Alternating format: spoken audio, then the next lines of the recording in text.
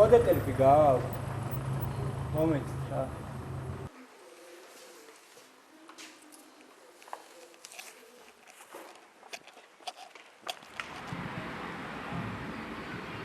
კოდეტერპი საყიდლად აფთიაქში რიგში დგომა მოგვიწია. მიუხედავად იმისა, რომ თბილისში 200-ზე მეტი ფსიქოტროპული აფთიაქი მუშაობს, საღამოს საათებში ასეთ სურათს ხშირად ნახავთ. კოდეტები გააქვს. ერთი 4 საათი. კოდეტერპი კოდეინის ჯგუფის პრეპარატია და მისი ურეცეპტოდ გაყიდვა აკრძალულია. თუმცა არც ერთი შეწყიდვის დროს ჩვენთვის რეცეპტი არ მოუთხოვიათ. აქტივი მომენტი რა. Bambats.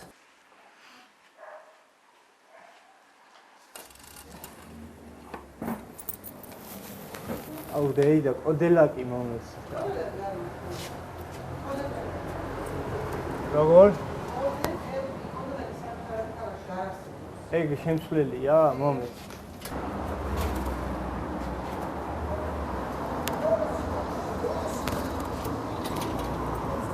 კოდელაკი რა. კოდეტერპი მომეც რა.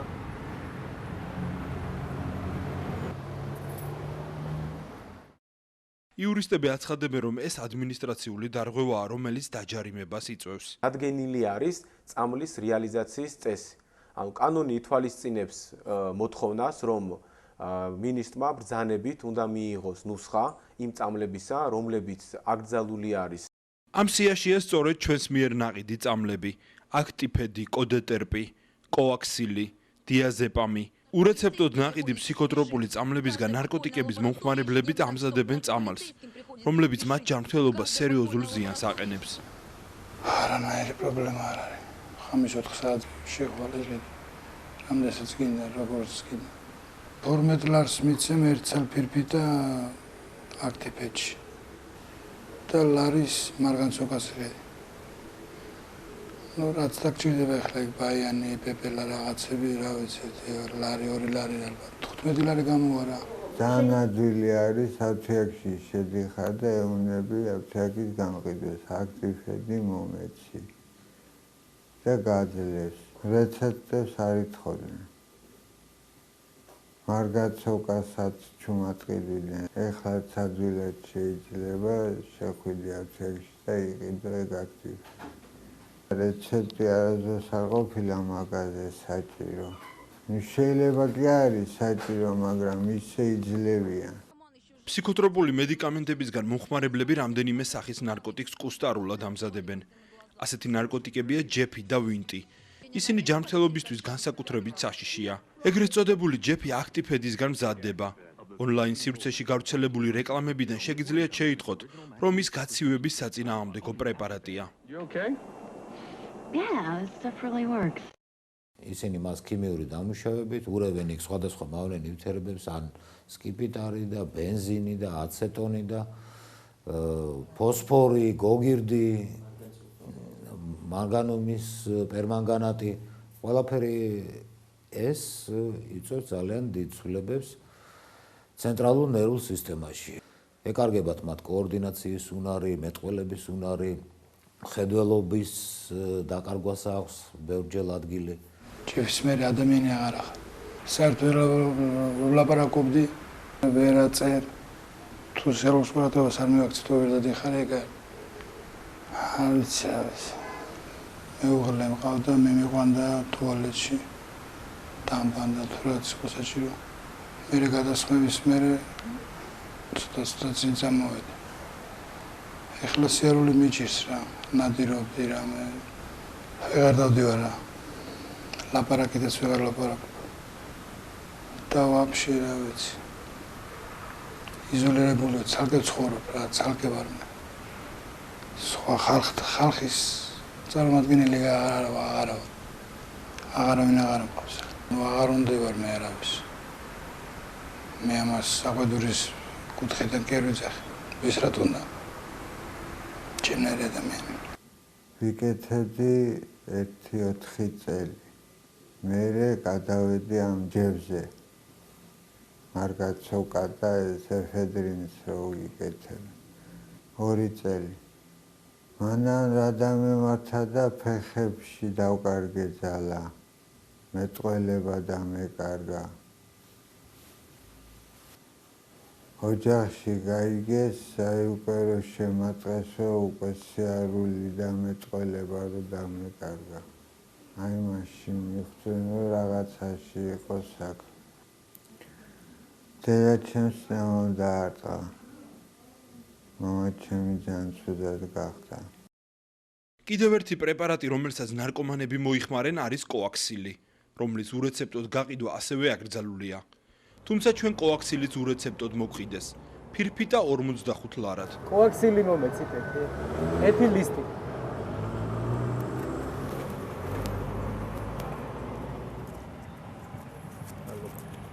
აფთიაქის გამყიდველი და მეპატრონე არ ფიქრობენ იმ შედეგებზე, რომელიც კოაქსილის ურეცეპტოდ გაყიდვას მოაქვს.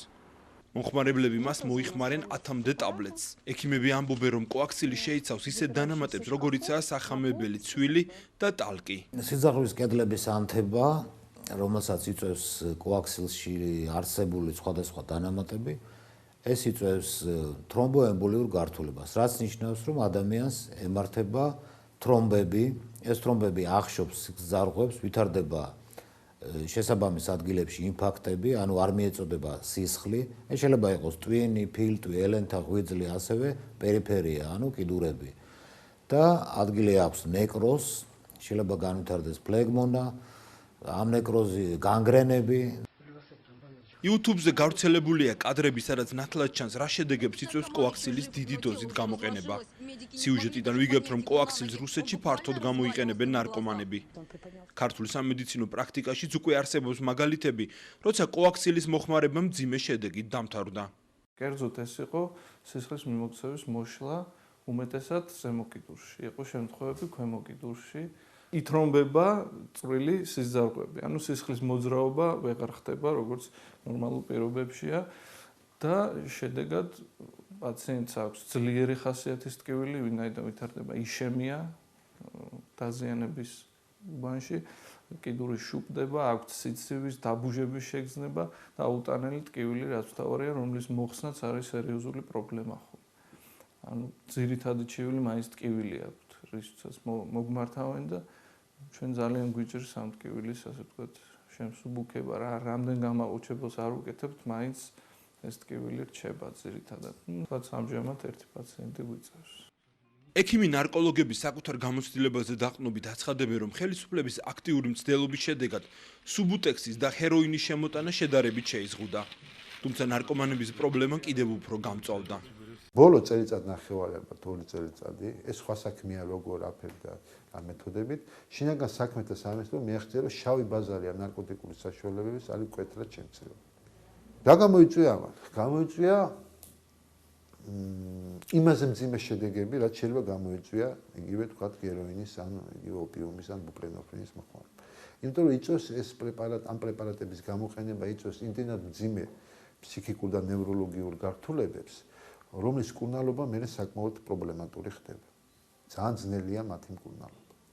გამოიწვია ამან იგივე ჩვენთან საქართველოში კოაქსილის, ეგრეთ წოდებული კოაქსილის, იგივე ტიანეპტინის, ტაბლონის, ეს ერთი და იგივე პრეპარატის სხვადასხვა დასახელება, მათი გამოყენების კატასტროფული ზრდა. მისი მკურნალობა არის ძალიან ძნელი.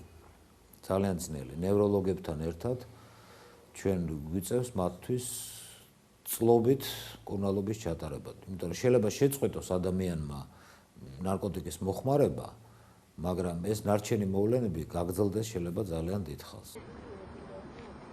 ხშირია სიკვდილიანობაც. ნარკომომხმარებლები ამბობენ, რომ ნარკოტიკებით მათი მეგობრების დიდი ნაწილი უკვე გარდაცვლილია. ძალიან ბევრი დაიღუპა, ძალიან ბევრი. თითქმის 80% დაღუპულები არიან. თან სულ ის დროს იღუპებოდა ვისაც ზოგი ახალ წელს, ზოგი დაბადების დღეზე, ზოგი ესე, რა ვიცი, რაღაცა მიზანშეწონილი იყო, რომ განსხვავებულად უნდა გაეკეთებინა ახალ წელს, თქვათ, დაბადების დღეზე. ერთმა ბიჭმა მოითხოვა ბავშვის დაბადების დღე ბაიანი გამივსიტა. გაუსის ბაიანი გაიგეთა მოკდა. იქვე დაბადების დღეზე ბავშვს. მეც ბიჭი მქონია შემთხვევა ერთ კაფეში დამეხურა. გავიგეთ ეს რა ჩეფია რაღაცა. სასწრაფოს წამყვანეს მე რაღაც ცვლინებს ჩამართეს უკან და გამოვიდა აერი და მოვისუნთ კერამაგით. ექსპერტების თქმით, ფსიქოტროპული აფთიაქების არსებობის რეალური წყარო აკრძალული გზით ფსიქოტროპული პრეპარატების გაყიდვაა. თუ იქნება მოთხოვნა, რომ რეცეპტით იყოს მხოლოდ და მხოლოდ გაყიდვა და რო გამოწერს ექიმი 10 რეცეპტს მარტო და გაიყიდება 10 წამალი ნაცვლად ასისავ, იმას დაანებებს იმ ბიზნეს თავს და შემოიტანს სხვა წამალსაც და ან გახსნის სასურსათოს. სადგურის ტერიტორიაზე ზოგიერთ აფთიაქში შიგნით ლომბარდიცაა განთავსებული. თუ დიდი დოზების შესყიდვისთვის მომხმარებლებს თანხა აკლდებათ, დამატებითი მომსახურებაც აქვეა. სახლიდან წამოღებული ნივთების დალომბარდებით წამლის თანხის შევნაც ადვილად შესაძლებელია. ფსიქოტროპულ აფთიაქებზე კონტროლს ჯანდაცვის სამინისტროს შესაბამისი დეპარტამენტი უნდა ახორციელებდეს, თუმცა კონტროლი არასათანადოდ ხორციელდება. კანონი ითვალისწინებს სანქციებს ურეცეპტოდ, ანუ რეალიზაციის წესით დარღვევის შემთხვევაში იმ პირების ანუ მართლსაწინააღმდეგო, კანონსაწინააღმდეგო მოქმედებების სანქცირებას, ანუ იწვევს დაჯარიმებას. პირველ შემთხვევაში, როდესაც შესაბამისი დაწესებული რომელიც ურეცეპტოდ ყიდის წამალს, პირველ შემთხვევაში ეს ჯარიმა განისაზღვრება 3000 ლარის ოდენობით. ხოლო განმეორებით შემთხვევაში რეალიზაციის დარღვევა ითვალისწინებს ჯარიმას 6000 ლარის ოდენობით. ჩვენ ჯანდაცვის სამინისტროდან გამოვითხოვეთ ბოლო 4 წლის მონაცემები. სამინისტროს ინსპექტირების განყოფილების 13 კაციანმა ჯგუფმა თბილისში 200-ზე მეტი ფსიქოტროპული აფთიაქის კონტროლის შედეგად შემდეგი გამოავლინა. 2007 წელს გამოვლენილია 9 სამართალ დარღვევა, 2008 წელს 16, 2009 წელს 10, ხოლო 2010 წელს 41. შესაბამისად 2007 წელს სახდელის სახით ამოღებულმა თანხის ოდენობამ 8900 ლარი შეადგინა, 2008 წელს სახდელმა 14000 ლარი შეადგინა, 2009 წელს 9800 ლარი, ხოლო 2010 წელს 130000 ლარი. კოაქსილი გადაიტანეს ფსიქოტროპულ ეგრეთ წოდებულ მეორე სიაში, ფსიქოტროპულ პრეპარატების შემცვლელ სიაში, რომლის ყიდვა შეიძლება მხოლოდ რეცეპტის წარდგენის მეშვეობით. მანამდე საერთოდ თავისუფლად იყიდებოდა. მაგრამ ამან მაინც ვერ გამოიწვია შემცირება კოაქსილის გაყიდვის. იმიტომ რომ ის სანქციები, რომელიც აფთიაქს ეკისრება აი ამ პრეპარატის გაყიდვის გამო არ არის მნიშვნელოვანი და არ არის ისეთი მძიმე, რამაც შეიძლება აიძულოს აფთიაქის მიეპატრონოს შეწყვიტოს ამის გაყიდვა. ფსიქოტროპული წამლების გაზრდილ მოხმარებას ჯანმრთელობის დაცვის სამინისტროს საიტზე გამოქვეყნებული წამლების რეიტინგების ადასტურებს. რეიტინგებიდან ჩანს, რომ 2009 წელს საქართველოში გაყიდული წამლებიდან აქტიფედი მოხმარების თვალსაზრისით მე-4 ადგილზეა. შემოტანილია 819,769 ლარის აქტიფედი. მე-16 ადგილზეა კოაქსილი 483,105 ლარის ოდენობით. კოდეტერპი საქართველოში შემოტანილია 262,000 ლარის ოდენობით. ერთ-ერთი მაღალი ადგილი უკავია პრეპარატს სახელად ლირიკა. კანონის მიხედვით აფთიაქში დაშვებულია ამ პრეპარატის ურეცეპტოდ გაყიდვა. ეს არის პრეპარატი, რომელსაც სულ უფრო ხშირად მოიხმარენ ნარკომანები. ეს ფსიქიატრიულ პრაქტიკაში ძალიან მიღებული პრეპარატია და ძალიან კარგი შედეგებია, როცა არის ექიმის დანიშნულებით, ოღონდ. თუმცა ლირიკას არ სჭირდება საქართველოში ექიმის დანიშნულება და რეცეპტი. უამისოდაც მოხმარებადი მედიკამენტია. აღმოაჩნდა ამ პრეპარატს ადიქტიური პოტენციალი, ეგრეთ წოდებული, ისე მიჩვევის პოტენციალი. გამიგეთ? და სხვადასხვა უკვე ევროსაბჭოს აქ ესეთი მონიტორინგის სამსახური, რომელმაც დააფიქსირა თვითონ აი ამ პრეპარატის გარკვეული ადიქტიური უნარი. საკმაოდ სახიფათოა, რომ იცოდეთ ადამიანისთვის. ჩვენს მიერ მოტანილი ციფრები აქტიფედის, კოდეტერპის და კოაქსილის მოხმარებასთან დაკავშირებით სრულ სურათს არ ასახავს. საქართველოში ოფიციალური მონაცემების გარდა ფსიქოტროპული წამლები არალეგალური გზითაც შემოდის. ერთ-ერთი ფაქტი 2009 წლის ნოემბერში შინაგან საქმეთა სამინისტრომ გაახმაურა. ამ სიუჟეტის შემდეგ 20-მდე ფსიქოტროპული აფთიაქის მეპატრონეს ბიუჯეტში სოლიდური თანხის გადახდა მოუწია. რამდენიმე მათგანი კი დაპატიმრებულია და სისხლის ამართლის საქმის გამოძიება მიმდინარეობს. ამ ფაქტის შემდეგ რამდენიმე აფთიაქი დაილუქა. თუმცა ფსიქოტროპული წამლების ურეცეპტო გაყიდვა დღესაც ჩვეულებრივ მიმდინარეობს.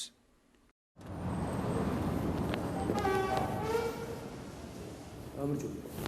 აქტიფედი კოდეტერპი.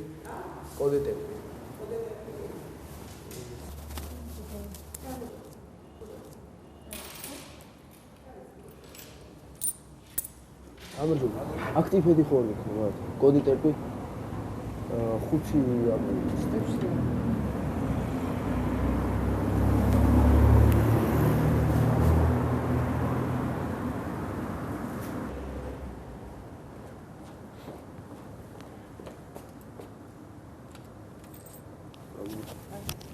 კოდეინის შემცველი ამბების მოხმარება რას იწვევს? ძირითადად მათ ხმარობენ საძილე პრეპარატებთან ერთად. აი იგივე ჩამოთვალეთ თქვენ დიაზეპამი, ლელანდრონი და ასე შემდეგ, კლონაზეპამი და ასე. ნუ იმძიმეს ფსიქიკურ, ფიზიკურ გართულებებსაც იწვევს ამ პრეპარატების მოხმარება. ენცეფალოპათიას იწვევს ამას. ესე იგი ფაქტიურად პიროვნული ღერძის დანგრევას იწვევს. როგორც სოციალური კუთხით, ისე მენტალური კუთხით, როგორც ფიზიკური კუთხით. საქართველოში ნარკომომხმარებლების ოდენობაზე ჯერჯერობით დაობენ. ამერიკის შეერთებული შტატების სახელმწიფო დეპარტამენტი და გაეროს ოფიციალური დოკუმენტებით 250,000-ზე მეტია. საქართველოში აცხადებენ, რომ ინექციური, ანუ ნემზე დამოკიდებული მომხმარებელი 40,000-ია. მათი დიდი უმრავლესობა უკვე დაინვალიდებულია. ისინი სახელმწიფოსგან დახმარებას ითხოვენ. როგორ არ უნდა ეხმარებოდი? გიავირჩიეთ ახლა ჩვენ ესეთი გზამა, რომ ახლა წეხლი სხვა უნდა დაგვაჭირონ რა.